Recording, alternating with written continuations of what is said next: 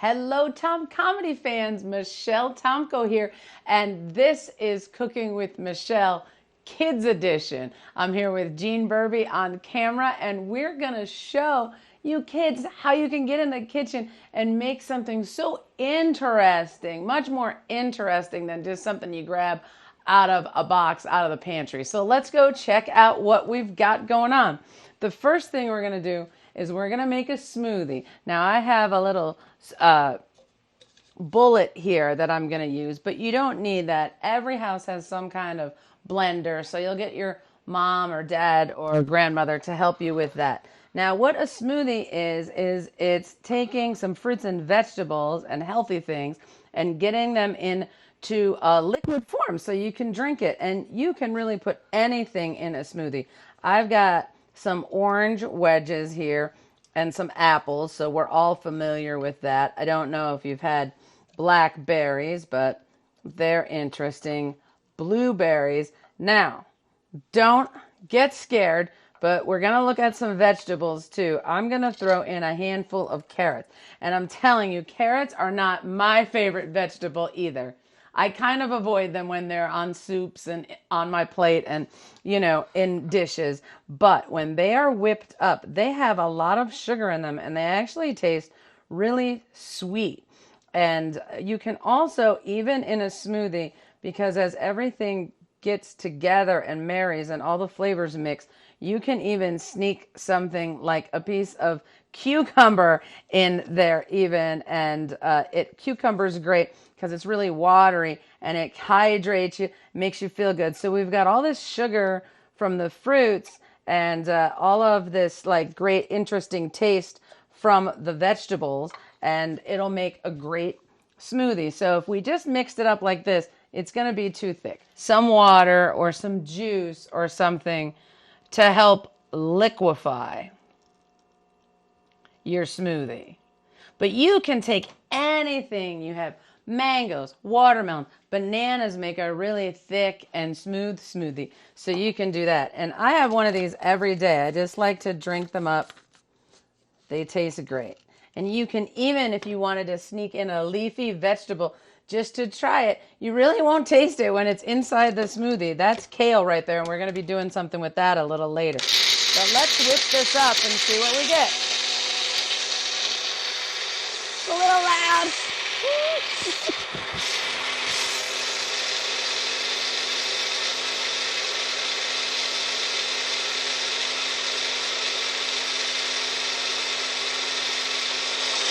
I think that's pretty good. Sorry, that was no fun listening to all that noise, but you can see, as you can see here, it makes a really pretty color, and that's from the blackberries and the blueberries. So when the blackberries and the blueberries let their juice out and they mix with the carrot, they made this really cool, like, you know, kind of orangey sunset color, which I like. That's a secret that I have for my smoothies. When they seem icky and you don't want to drink them, it's because I try to keep everything one color. Like I'd rather drink a red smoothie or an orange smoothie or a white smoothie or a green smoothie. Actually, people make green smoothies all the time. They're really healthy. The green and all the leafy greens from the chlorophyll makes them green. And they taste really good. There's even a sweetness in leafy vegetables, if you can believe it or not, like your lettuce and your salads, if you don't like that.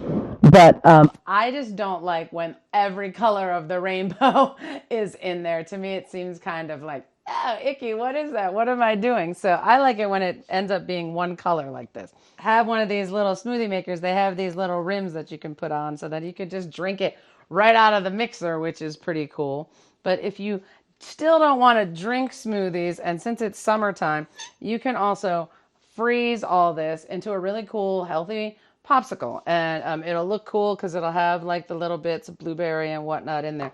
These are so inexpensive to get. You can get these at any of your even like a dollar store or a you know, convenience store will have these little molds here. So what I like to do though, just to give myself like a pat on the back for doing something healthy, is this is a great time to get into your cupboard. What's cool about this is that you can put like any flavor you want. You can even sneak some, oh, you know what? Let's sneak some. Actually, if you really want to reward yourself for having a smoothie, maybe hide a couple gummy bears in there for yourself. What do you think? What do you like? Red? Yellow? I'll do a green one in here. The cameraman likes lime, correct, cameraman? So we'll give you a lime and an orange. So that's going to freeze in there, and then as you're eating your pop, you'll have a little surprise. Not quite to the top because stuff expands when it freezes, so you don't want the shape of these to be messed up. But we can fill all four. I'm just going to do two for our little cooking segment. But I like this popsicle mold that I found, and I did get this, I believe, at the dollar store on the boardwalk of Atlantic City. So you just take these, and you can see, show them, can you get the sprinkles from underneath? So there's sprinkles in there. So this will just go in the freezer somewhere. Oh, I forgot to make room in the freezer. There's always extra things in here. But I want to get these freezing for us. So in they go. Okay. So that is a little smoothie lesson. But you can take anything that is in here, any fruits, any vegetables, we'll whip up with water. You can find out what combinations you like. If your parents keep ginger around, you can put that in there. Bananas go with anything. You can put a yogurt in here if you want it to be more like a milkshake. You can even put milk or your almond milk. So really the sky's the limit. You can put anything in here, and you can use any type of blender or food processor that your family happens to have around. Now, I want to get to another little healthy snack that you maybe haven't ever thought to have. Let me get rid of my sprinkles. I don't think the sprinkles will be too good for this recipe. We are going to make some chips out of a vegetable called kale. And kale is a little bit hardier than lettuce. You maybe have or haven't seen it before. But I actually got this right off of Pacific Avenue, the Pacific Avenue garden. This is grown. So this is all like organically grown from someone from Atlantic City. Her name's 𝗘𝘃𝗲𝗏. She actually has a gardening project in 48 blocks. So I hope you'll hang out. I want to rinse my hand if I have blueberry on it. Blueberries and blackberries like to make their mark. So we're going to take this kale and we're going to turn it into these chips. And I'm telling you, they're real crunchy. They're crunchier than a potato chip, and they really taste good. And again, you can make it any flavor that you want because I'm making it at home. So let's get to it. So the first thing that I did is washed and let dry because we're going to dry out this kale and turn it into this. So what you need to do is, let me get a bowl out of here. There's stems of the kale that can be a little bitter and are thick, so they're not really going to be helpful for our chips.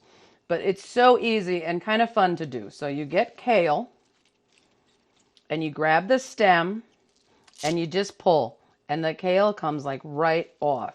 It's really easy. So you just keep doing that, and you just kind of pinch your fingers. And if you want to eat healthy, kids, sometimes this stuff can be really expensive. You can pay $4 and $5 a bag, little tiny bag for these kale chips. But if you make friends with some farmers, or you grow your own, or you pick these up at any of our local markets like Boom or Santori's. Oop, this one is kind of a baby leaf, so it just had that little stem. All right, and then what you want to do, obviously you want to wash everything while you can still see droplets. Mine's still drying. So we just take and tear them into little kind of chip-like shapes. I know. You're feeling like not interested in eating a dried up vegetable. It's just one of those things. You're just going to have to trust me and try it because it really tastes good. And this is full of iron and all kind of things that you need to grow up healthy and strong. So you can put these, again, in the oven.